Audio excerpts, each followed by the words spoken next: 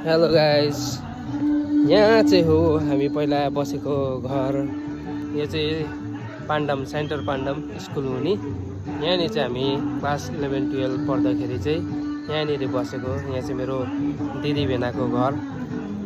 Schooling life चाहिँ हामीले यहाँ बिताएको 11-12। यहाँ चाहिँ दिदी भेनाको यो पुरानो घर हो। यहाँ चाहिँ पुरानो घर। हामीले चाहिँ यहाँनिर अब क्लास 11-12 चाहिँ यहाँ बिताएको। यहाँनिर दिदी भेनाको घर, यो पुरानो घर हो। हेर्नुहोस्,